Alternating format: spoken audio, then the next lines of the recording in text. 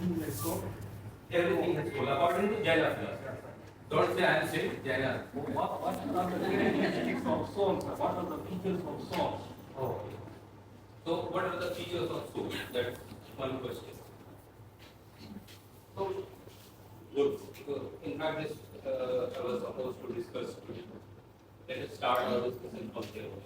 See here the jiva, which is soul. So theory of substance we further. So in one sense, we discussed souls are divided into two. What are two? Mobile and immobile.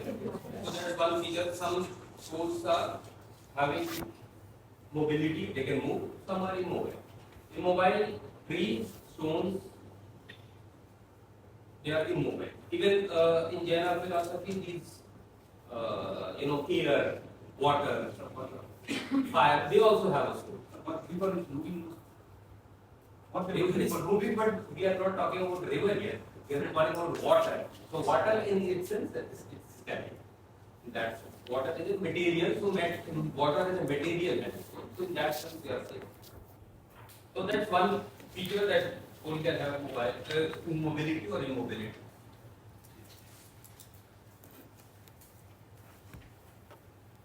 So jiva, soul. They have inherently, according to Jaina philosophy,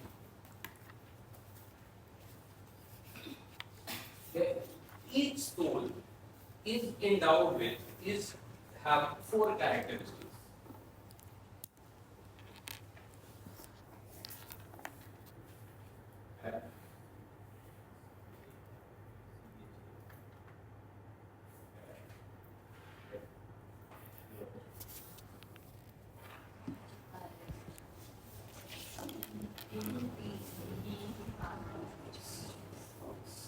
Four characteristics.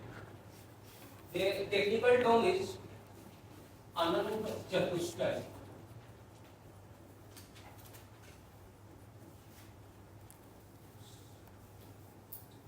So in a way you can translate it Ananta infinite.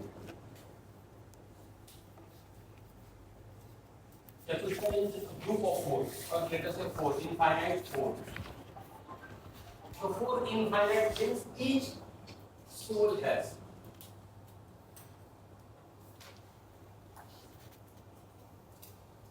Each soul has these four infinite elements. They are Ananta Gyan, infinite knowledge.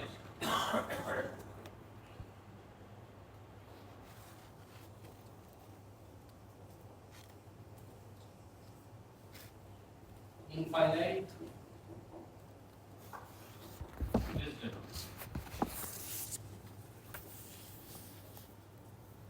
Infinite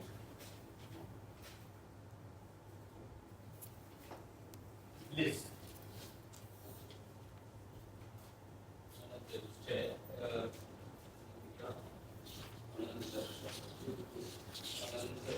And infinite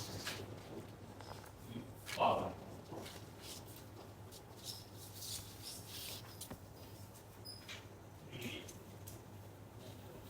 Infinite, another step. Infinite four. 1, 2, 3. So these are inherent characteristics of the soul. Infinite knowledge, infinite wisdom, infinite faith, infinite power. Now, if you in theological system, if you think in terms of theology, these four are actually four characteristics of God. Who you call God? Who is omnipotent, who can do whatever he wants. Those who believe in God, those traditions which believe in God, they, according to them, God should have all the power, whatever power you can imagine, infinite power. He can do whatever he wants. That is the God, ultimate, infinite power, infinite bliss. God is ultimate happy person, infinite bliss, infinite wisdom, infinite knowledge. According to Jaina philosophy, each soul has each soul is already having this. That's a characteristic of Jiva. We are not calling it characteristic of God, but characteristic of Jiva. So these four, those who attain, so they realize these four, they are Jiva, conqueror. That is how the Jaina term was. Jiva is conqueror, which conquered all negative emotions, destructive emotions, all the enemies, conquered everything. Jinn means who has conquered everything. Infinite knowledge, infinite wisdom. So this is how this Jiva is. So Jiva, those who are in bondage, they are like us. So they are going to be defined, in mobile and immobile. Immobile, again, further divided into four. What are four? Two cells, three cells, four cells, five cells. And within five cells, then again, like those who are in bondage and those who are liberated. So liberated will coexist. So soul in that characteristic, liberated soul and soul in bondage.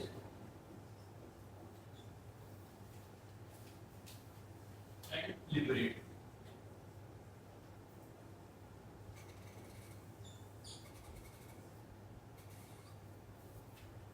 Soul can be in bondage, can be liberated. Liberated will have this. But in fact, all souls have, these are not present, not manifested. Yes. It is there already. Yes. So in general system, they are saying that soul has all this. Inherently, every soul has this. That is how they define their idea of bondage. So the idea of bondage comes into Jaina philosophy. I think it's here somewhere in the document. They say that the soul gets binded because of again four things. Four things cause the binding. One is ignorance. One is ignorance. Second is so this is the ego and the ego. So there is a bound soul. Within that, Sthavara and thus mobile and immobile. Within that, there is a mukta liberated soul. So this is bondage, soul in bondage, and soul in liberated. This all we have discussed, Sthavara and mobile and immobile.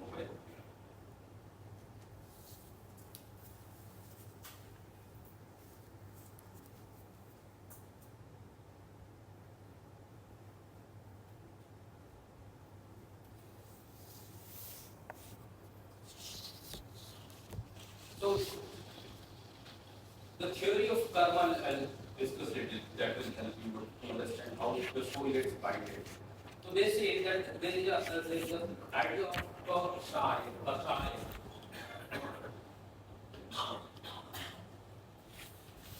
It's impurity. The analogy which they gave, suppose you impurity karma. Impure karma.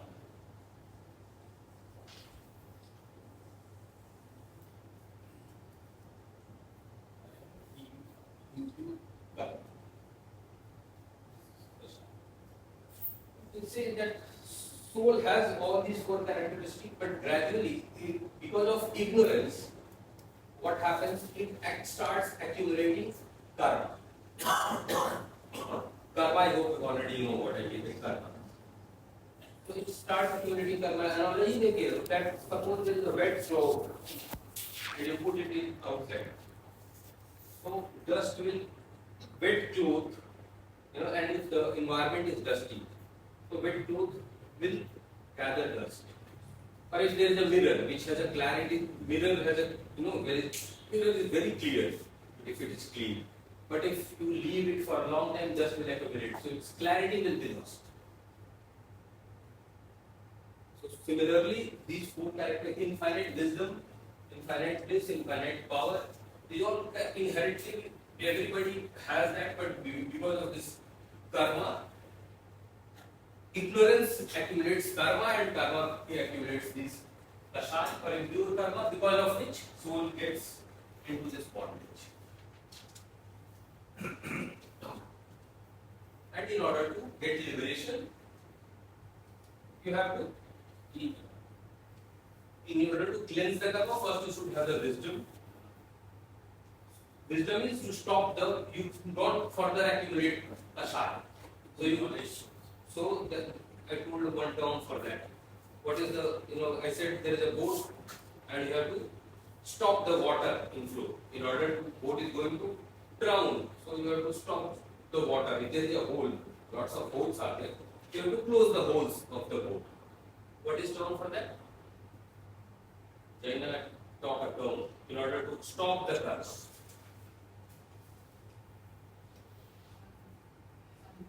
Samvara. Note this now, these questions will come in the exam after this discussion next week. As usual in all my classes, every week we have one exam. This week we brought that because I was not well. But next week we will be having one MCQ. So these types of questions will be there. So samvara. When stoppage. Samvara. This also comes in Buddhism also. These are terms are not samvara. Samvara means to stop.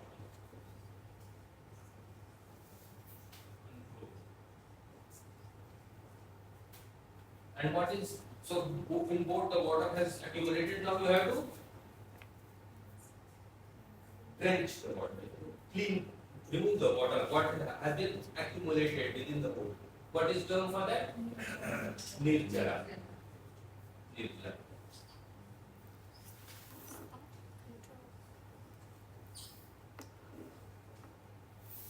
Cleansing.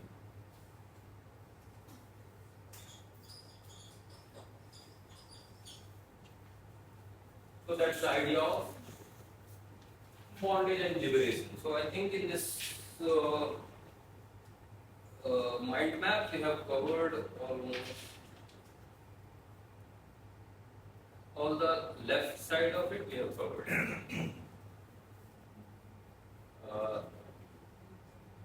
Jaina ethics also we have covered in a way, the 5 Panch Mahavrat and the 3 right knowledge, right conduct and right belief. That also we have covered in previous class. Detailed notes are there in this Google Doc, which you already have. Concept of Tirthankara versus God. So this also we discussed what is Tirthankara. Who is Tirthankara? What is difference between Arhat and Tirthankara? Arhat is also liberated. Tirthankara is also liberated. So Tirthankara, in Jainism there is a term called Tirthankara and there is a term called Arhat. So both are liberated souls. What is the difference between Tirthankara and Arhat?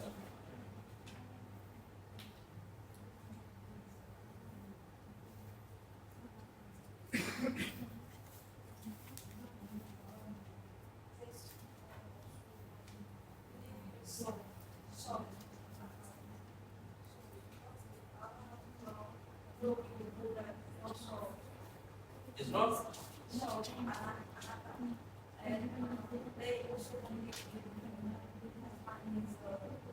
No, this is not about belief system. This is a state. Somebody who becomes Arhat is liberated. So it's called Arhat. And some of the Arhats are also Tirthankara. So what is the difference between somebody who has become Arhat but also has become Tirthankara? They are also called Bhagavan. Bhagavan in Hinduism means God, but in Buddhism also they call Bhagavan, Buddha, Bhagavan, Mahavir. That has not been created God. That means those who are liberated fully become Arhat or Tirthankara. So I am asking what is the difference between Tirthankara and how is different from Arhat?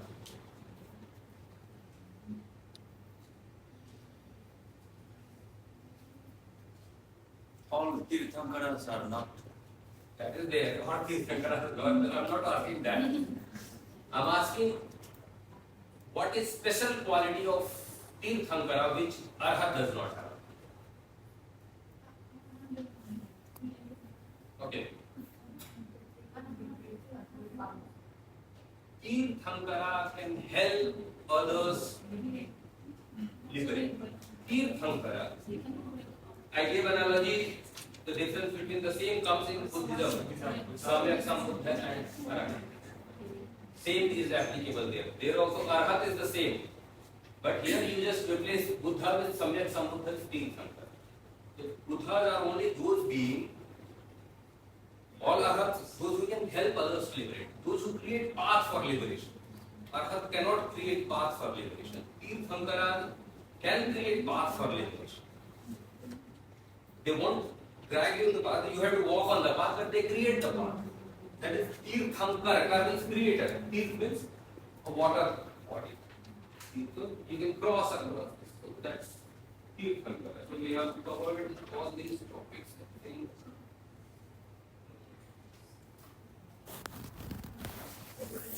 Jnana metaphysics we have covered Jiva, Atma, Badhas, Avarat, Rasamukta, all we have covered.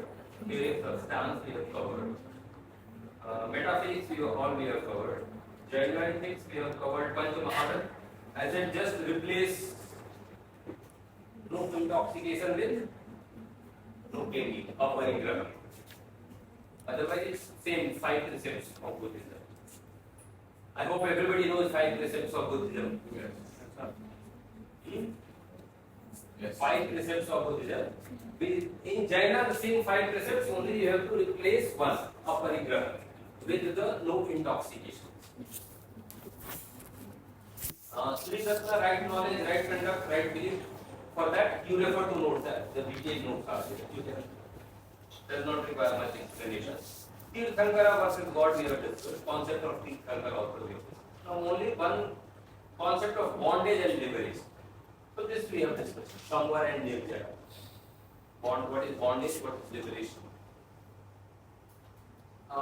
Now, only one this portion is left. Giant question number, which we will cover. Sir, under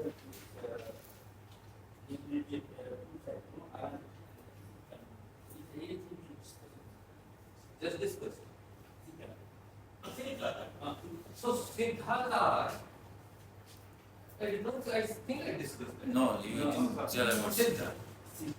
Who was when Tirthankara or Arhat, when they pass away, when they die, Tirthankara or Arhat, they go to a special realm. And I showed a map also, a vertical Jain cosmology type of map. And on the top, this is Siddha Sila.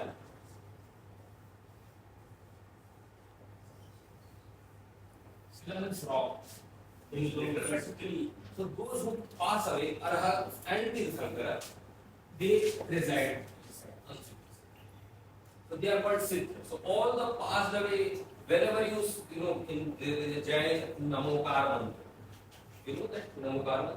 So in that Namo Siddhant. So whenever you are paying a homage to Siddha, that means you are paying homage to all the Tirthankaras, all the Arhats. If you are bowing down to Siddha, that means you are bowing down. In Buddhism, Siddha concept is there, that is different. In Buddhism, Siddha means who is accomplished. There are 84 Siddhas in Buddhism, that's a separate discussion. But those Siddhas don't confuse, especially in Mahayana and Vajrayana, Siddha term comes. Don't confuse that Siddha with this Siddha. The term is same, but idea is different. So here Siddha means all Tirthankaras, all Arhats, those who have passed away, those who have passed. So they go to Siddha Sila. On the top realm, in this they exist. The one that we discussed, Siddha in the Vajrayana, is the same. That's what I said, don't confuse it. It's not the same. I said, don't confuse Siddha of Vajrayana with this Siddha. These Siddhas are these siddhas are necessary. They are passed away only then they will be called siddhas. And they are all the arhats and all the tirthankaras they become siddhas. Clear?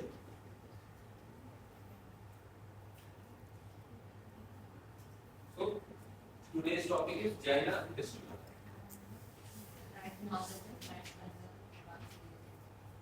See, right knowledge. So the somewhere I think that is just yesterday, and for that big explanation is given. You can read on your own.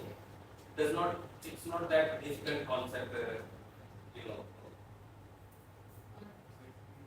So this right knowledge. No, not this.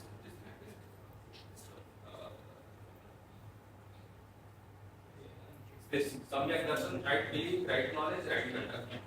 So definition, characteristic. Read on your own and you will get it. It's not that difficult.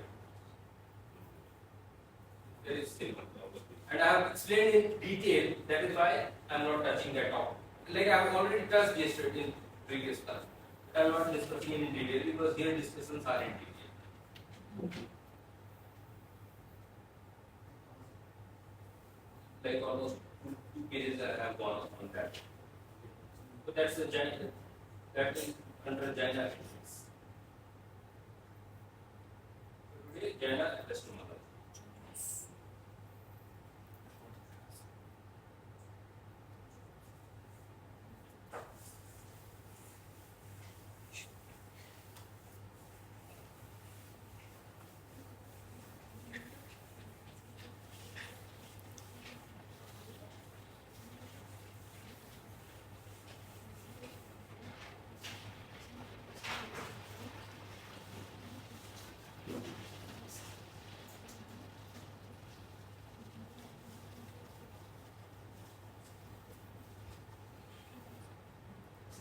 Epistemology means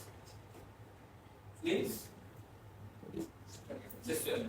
Epistemology. What do you mean by that? Epistemology.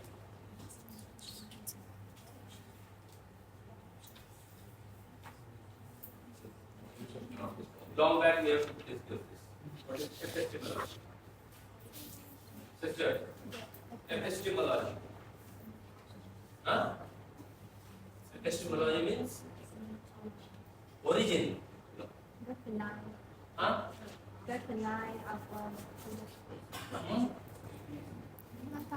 Epistemology is huh? Knowledge.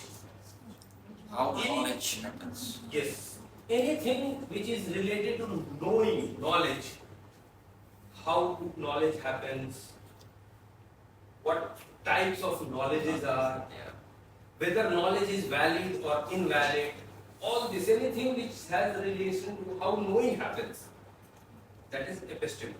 Epistemology is how we get to know that. It's something inside. Ontology, metaphysics, is about outside world. You know how things exist. Like how the God exists, how the word exists, how multifold. Epistemology is what is nature of knowledge, what are types of knowledge, how knowledge happens within us. All this, anything related to knowledge, how knowledge happens. This is epistemology. These are equally important whether it's in Indian philosophy, Western philosophy. Epistemology is a big part of Western. So philosophy of the world, knowledge only to do. Whatever sort of knowledge is happening, Including everyone. knowledge happens. Now, some knowledge is happening to you. Some knowledge is happening to Tirthankaras. Your knowledge is not equivalent to Tirthankara. But how that knowledge is happening, and whether your knowledge is valid or their knowledge is valid, some who will examine that. So all these types of things are discussed, whether your knowledge is valid or not.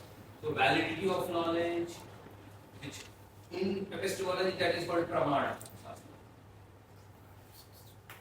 So what are types of knowledge? The kind of knowledge which how we get to know and how the Sankaras, how they get to know something. So what are the differences? All these are part of epistemology.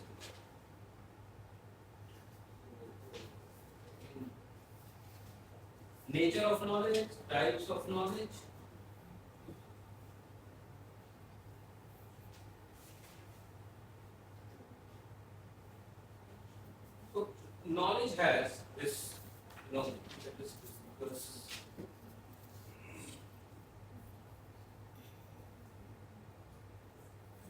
nature of knowledge. So one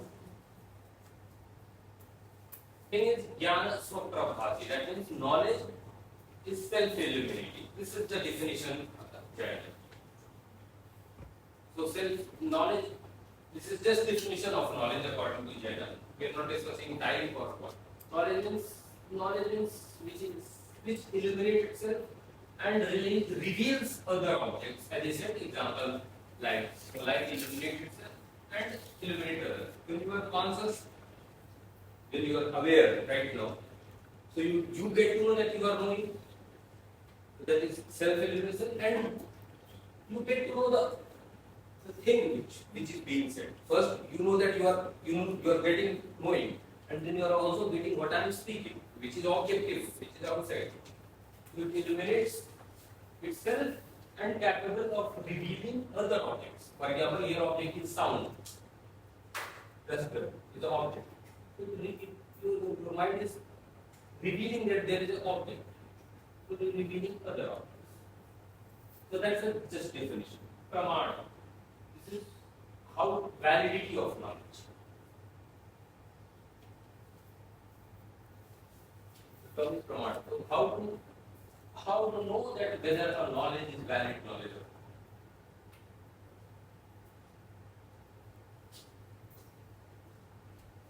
So in Charvaka, if you remember, how many source of knowledge or valid knowledge they accept?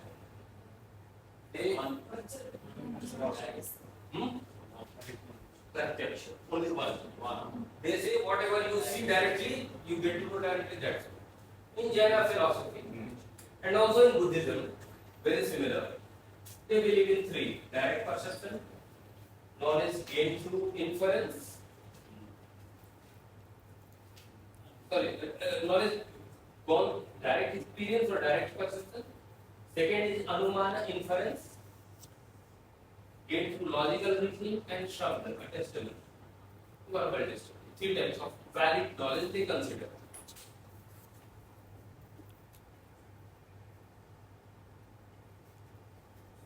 But there is a little difference, which is also applicable in Buddhism, especially when you study Buddhist psychology, not in general.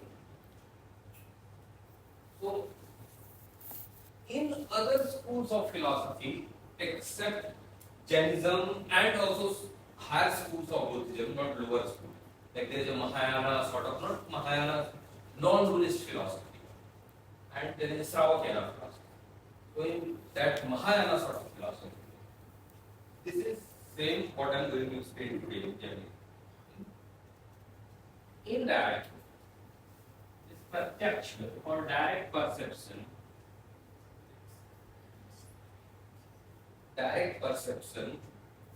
means,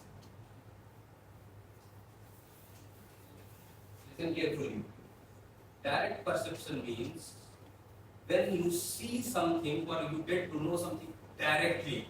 Directly means without interference of sense perception. Direct knowledge or pratyaksha means knowledge, direct knowledge, and here direct means without interference of sense perception.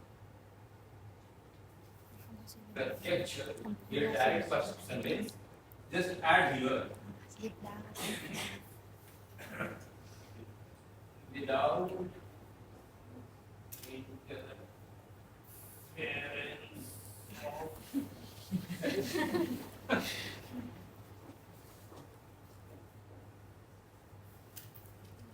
perception. So do you mean inference or interference? Interference, not inference. Interference. That means, I'll explain then we will get to know. Right now you are seeing this pen? Yes. No.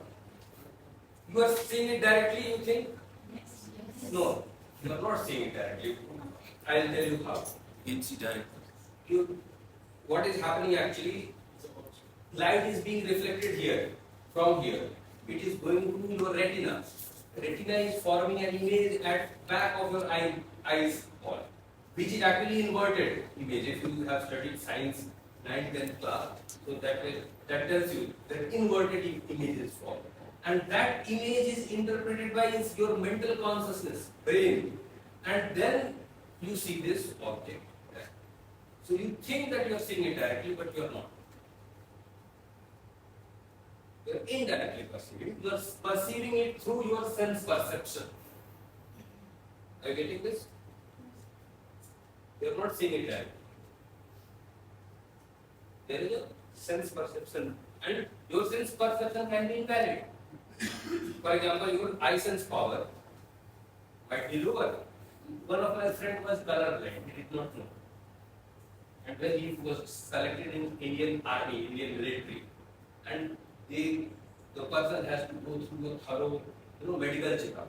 Then he got to know that he cannot see shades of blue and shades of green, but properly. He was living a normal life. Even he could have, lived a normal life, passed away, and he was seeing he could not discriminate blue and green. Shades of blue and green. So you think that you are seeing, but your validity of your knowledge is not reliable because your sense perceptions are not accurate. So since, let us give one more example. You are seeing this pen? Now just imagine your eyes are so powerful,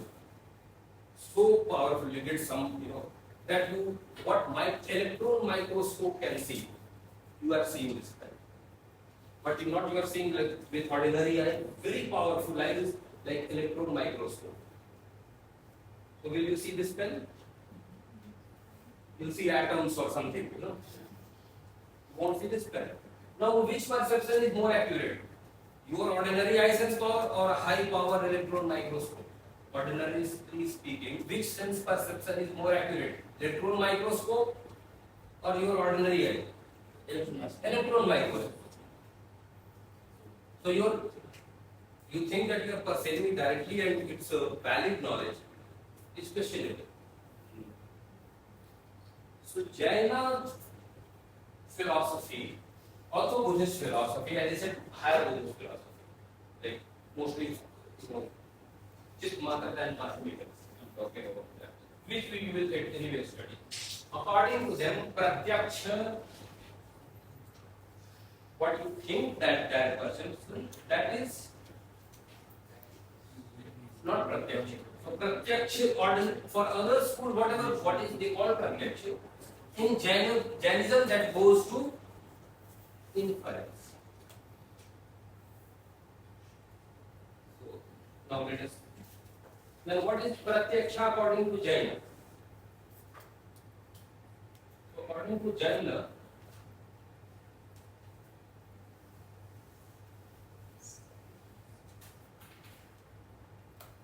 so Pratyaksha.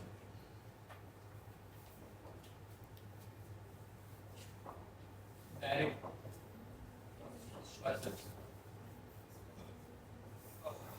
This does not involve sense. So only those who are arhants or tirthankar, they only see direct. Otherwise, not ordinary. So their pratyaksha is something special.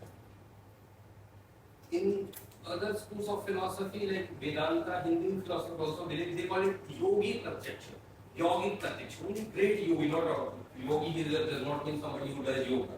Yogi pratyaksha means those who have achieved realization and what they see without any hindrance of sense perception, that is pratyaksha, that is direct perception. So they divide this direct perception into three. Sir, could you find the name of the people who have direct perception? Like Buddha. Yeah. No, you use the term for Jainism with certain people. Arhats. That's one. Arhats. Arihants. Arihat means same. Arhat is also same. This Arhat is same as a Buddhist Arhat. Arhats or Tirthankara, so which means Mahavira. Mahavira is also Arhat and Tirthankara. Like Buddha is also Arhat and Buddha. Samyak Sambuddha. Namo Tassa Bhagavato Arahato. So you call him Arhat also, he is also Buddha. But all Buddhas are not Arhat. So Tirthankara.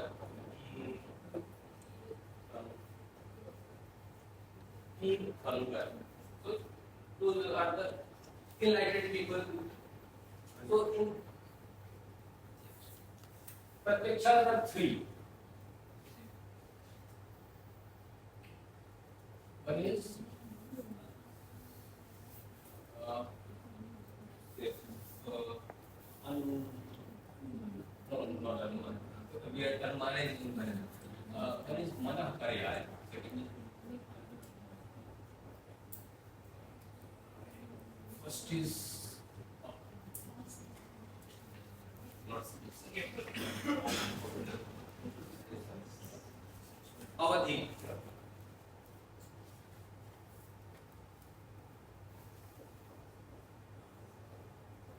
Avadhi Jnana.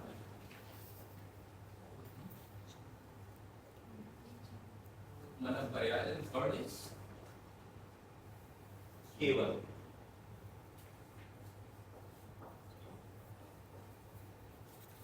Jnana. Once I will explain, you will get it. In fact, Jainas are dividing knowledge, variety of knowledge into two. Aparoksh and Paroksh.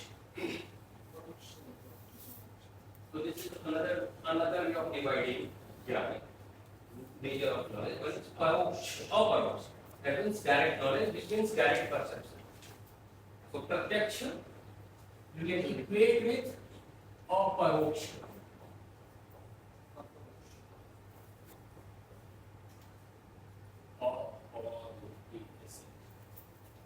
Aparoksh. Aparoksh means pratyaksh, means direct perception. So direct knowledge, direct perception. So you said these special people can see things without normal senses. Yes. So in Jaina tradition, that is what is direct perception. This is a typical Jainism. Without, so once I explain these three, you will get to know why I am saying. Avadhi means, Avadhi, the distance. Avadhi jnana means ability to perceive beyond the normal sensory range, like time and space. So those who are Buddha, Arahats, or Tirthankaras, what is happening here and what is happening right now in United States, in Seattle, in some street number, whatever 403 in house, driven, and in the particular room, what some my relative is doing, he can see that because he is not seeing through this sense perception. So this is our data. What happened 2000 years back? In this Rajgir, in this vicinity, who came, who was here, which animal was there?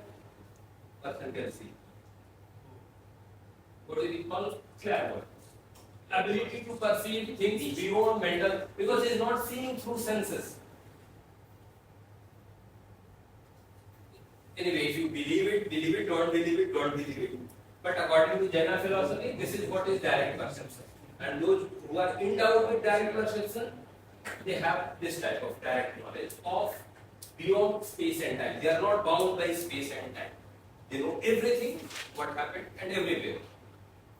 Mana Pariyaya is to know others' mind. You can read others' mind. No, it is said Buddha or Jain, Mahavira. So if you reach him, he won't give you the same answer he gave to other person. Because he knows he can read your mind. In Buddhism, there are 4 and 8 questions which Buddha did not speak. It is said that Buddha was silent on certain 4 questions. So somewhere the same question becomes 8 questions. So he did not speak. So many people say, oh, Buddha did not know, or he was skeptic, or he was agnostic. He did not know, or maybe he thought that, oh, it can't be explained by words or whatever. No, that's not the reason. Nagarjuna, another Buddhist, great Buddhist saint, he tells that Buddha Buddha is omniscient, he knows everything.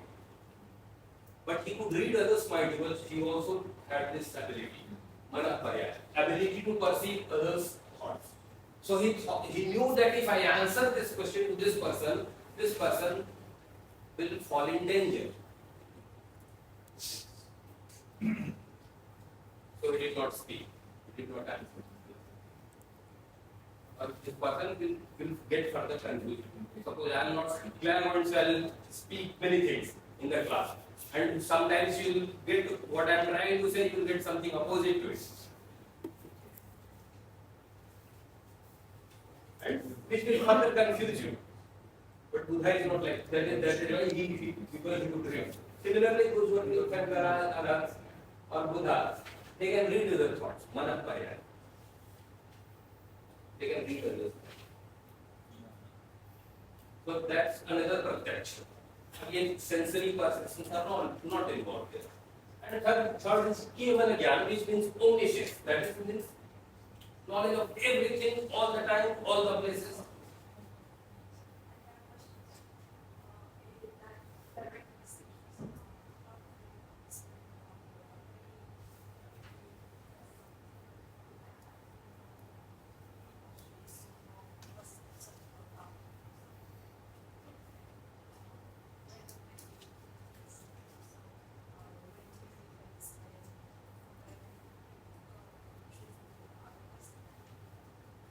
No, I think first, this direct perception not possible for a baby or a normal human being.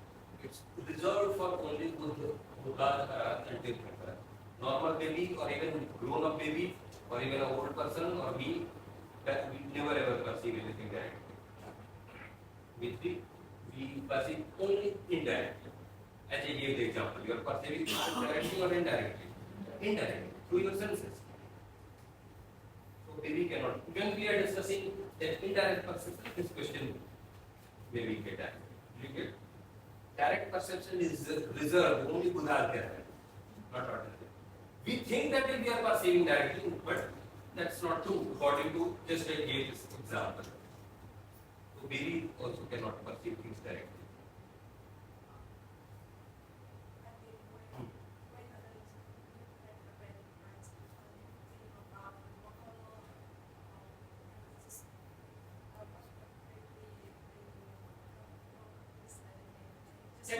I understand your question, but that we will discuss when we are discussing indirect knowledge. After this, we will discuss indirect. How knowledge is happening in a baby, right? That's your question. In a 6 months or a very young newborn child, how perception happens? That's all. Right now, we are discussing direct knowledge, which is reserved for special people, not for us. What is the difference between Avadhi-Jnana and Kevala-Jnana? Okay. Yeah, so this was actually I going to explain. Avadhi-Jnana is something, Avadhi-Jnana means knowing beyond space, beyond time. Kevala-Jnana is omniscience. Kevala-Jnana is all the knowledge, including beyond space, time, as I said, whatever knowledge could have been possible, that all, everything, not just that in a way you can see including Avadhi-Jnana and Manaparaya, and if something is left out, that all is Kevala. In Kevala-Jnana, only the Keval means only. Keval actually means Keval only, alone. So knowledge alone. That is the Keval, only knowledge. Sir, I understand that these sources of knowledge within daily are reserved to special people, but knowledge as such, Yeah. not reliable, empirical logic. No, so we are coming to that. This is just aparokshiyan. Now, aparokshiyan means direct knowledge. Now, parokshiyan, indirect knowledge. So now, which is about, our, like, which we can correlate.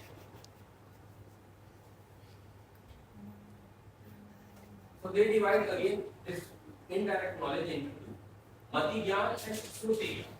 First I'll explain Shruti Gyan because it is very simple. Shruti Gyan means scriptural knowledge, knowledge derived from studying and interpreting Jaina scripture in this context. Shruti Gyan is what you have heard from Buddhist scripture in Buddhist context. Jaina scripture in Jaina context. So Shruti Gyan is simple, what you scripture is telling about something. That is Shruti Gyan. Mati Gyan is psychology. We will study little Jaina psychology. So sensory knowledge. What we perceive through sense and mind, including mind. So five senses and mind, six mental senses. Five senses: eye, ear, nose, tongue, body, mind. Six senses. Making sense?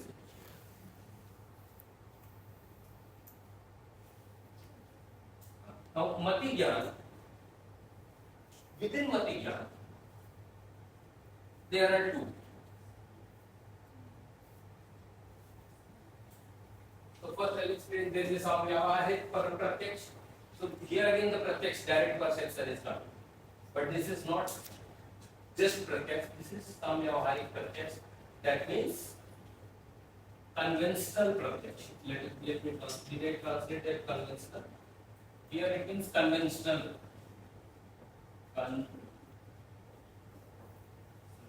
Direct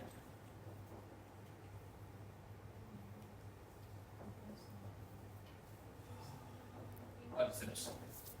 Samvyavahar Pratyaksh conventional direct perception. So Gyan, knowledge divided into two, Paroksh and Aparoksh. Direct knowledge, indirect knowledge. Direct knowledge reserved only for Buddha and Arhats. Indirect knowledge has two, Mati and Shruti. Shruti means scriptural knowledge. Mati Gyan is further divided into Samvyavahari and Anuman. So first I will discuss Anuman because that's again simple. Derived from inference. Anuman literally means inference. Anuman means inference. How will you infer something? You don't see there,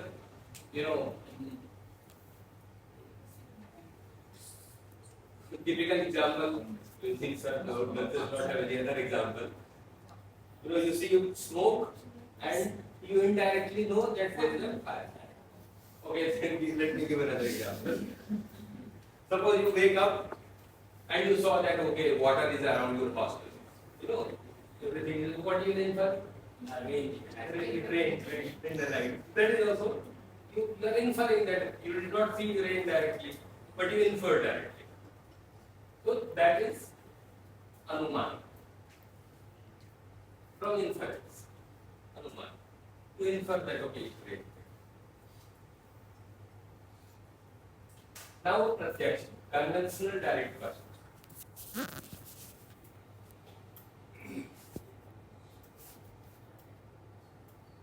So this is what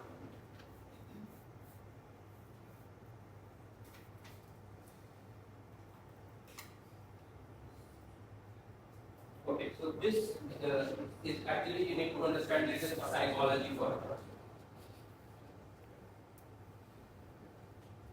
Conventional direct perception. This happens at 4 stages.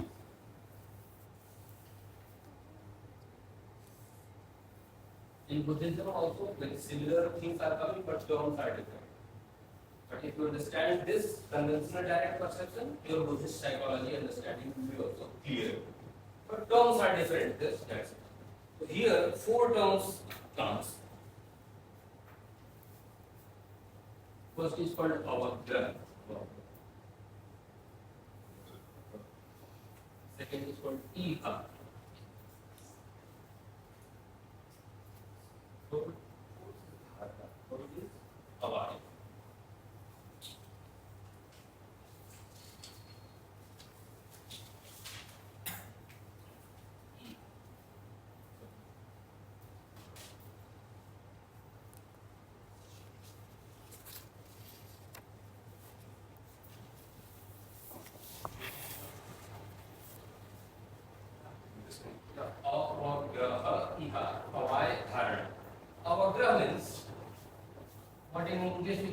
indeterminate perception. Indeterminate.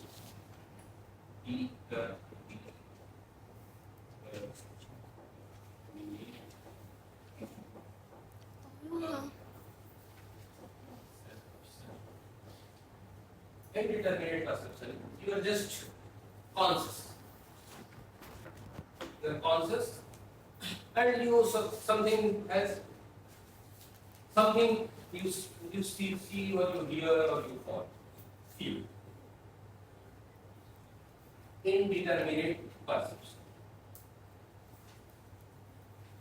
For example, right now in this class,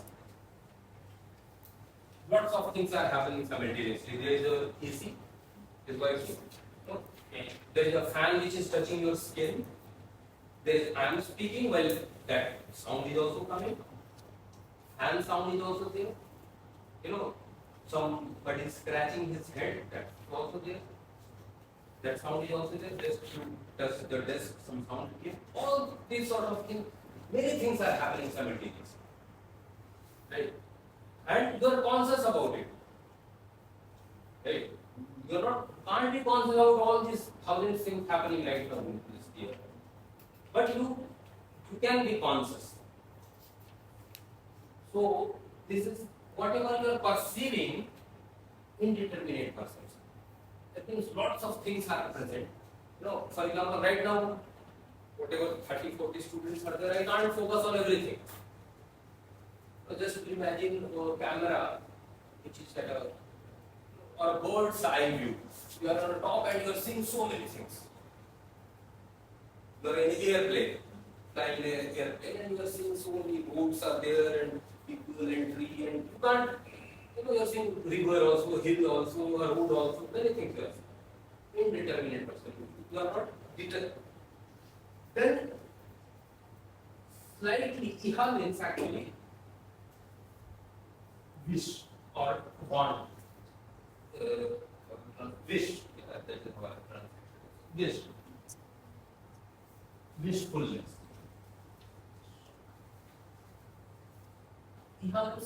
Now you want to focus on something. Right now, as I said, how many things are happening? Your mind is registering, by the way, everything.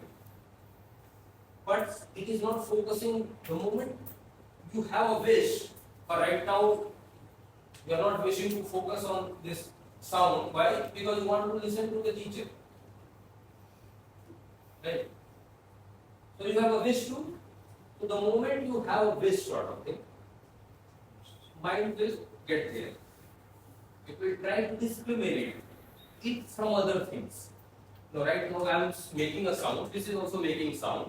If it makes too large sound, you can't hear, but you will try to hear what sir is saying. Right? That is your wish. So your senses are actually focusing on certain things. So that is iha. Then comes iha means wish. This all we are discussing under samvyavaharik pratyaksha, empirical perception. This is under. So samvyavaharik pratyaksha get divided into four. So conventional direct perception get divided into four. We are discussing that. You know this four, and this is 1, 2, 3, 4 stages. This happens. This type of conventional direct perception happens in 4 stages. Indeterminate perception, then wish. Okay. Now, because of your wish, you try to comply. So you wish, you want to have it. So the moment you will focus, actually, what you will do, you will discriminate this, or you will discriminate my sound from all other sounds. Right? So that's a wish. The moment that happens, this is avaya. So this is determinate perception.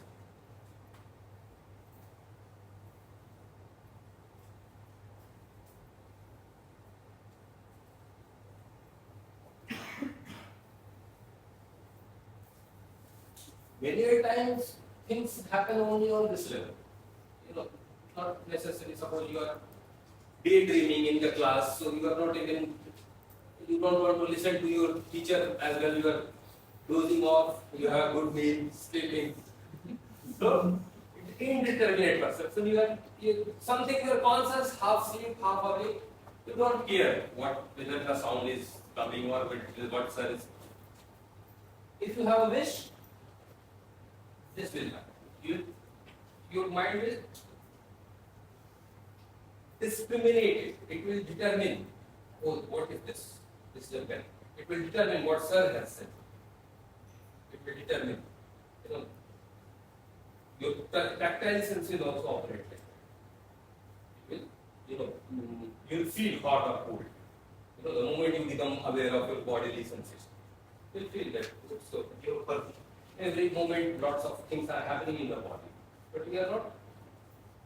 That all goes into indeterminate perception. In fact, those who do very, especially there are some techniques of Vipassana which I am teaching for third semester students. So there are some meditation where you observe your bodily sensations.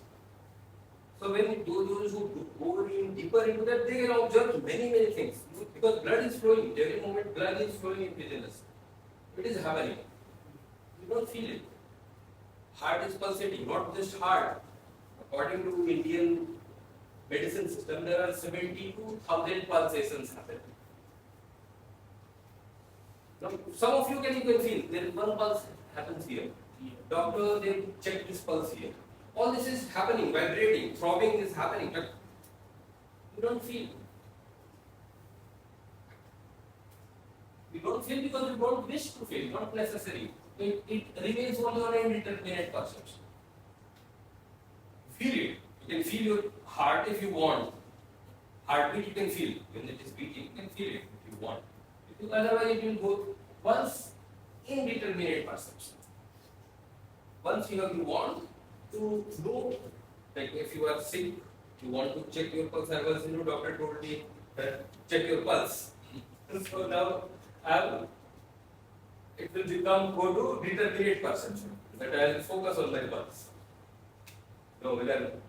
Even if there is no pulse passing, or even I'll try to see that, because I'm alone in a room, and sometimes you can see, you can hear also sometimes pulse.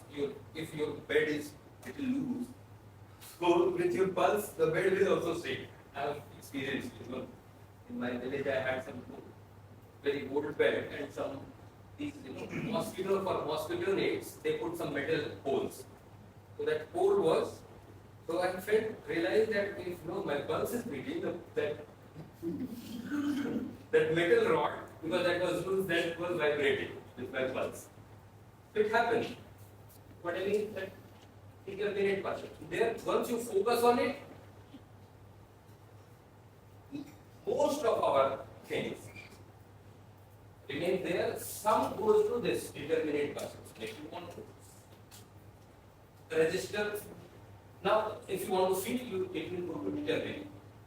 Now there are certain perception which you want to retain, which you want to have, which you want to make into memory. Right now I am speaking, but you are trying to listen very carefully, and you will make, you want to have it registered in your mind. Why? Because in exam, such questions will come. So there are certain, within this direct perception, conventional direct perception, some will leave impression upon your mind. But it will leave imprint on your mind. If you, from that determinate perception, if it is becoming dharana, it is leaving an imprint. So if you are listening, if you want to listen, if you have determinate perception, if you want to have fourth one, then something, your mind is something improved or whatever, some change has happened, because it is leaving one impression. For example, the moment you learn this fourth concepts, just I am teaching you, it will leave an imprint on you. Your knowledge has improved about Jaina philosophy, or how it happens.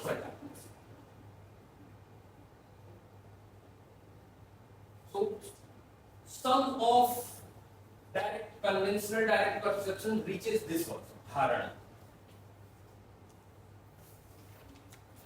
Mental impression we can say, or dharana actually means to hold. Dharana. Hold. It means actually mental imprint.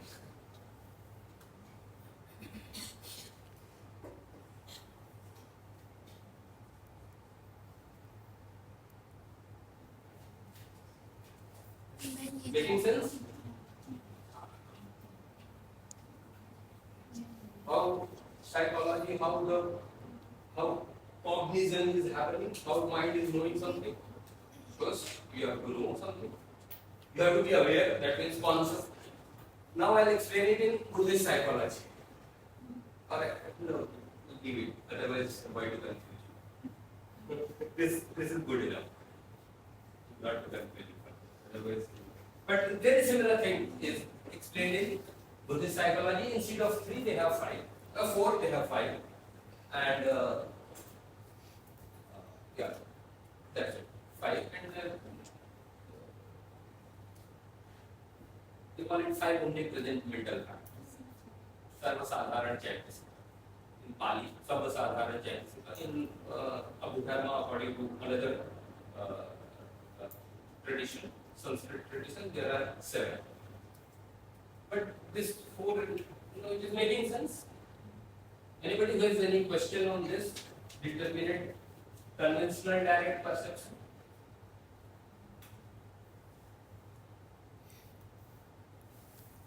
You understood what I was trying to explain with so much?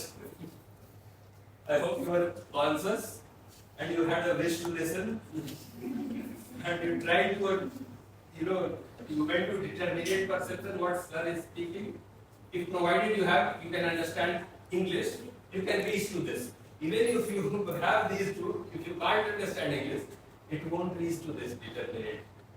And then for your exams, if you want to pass the exams, you should have this one. You should hold it. Okay, so let us have a break for 5 minutes.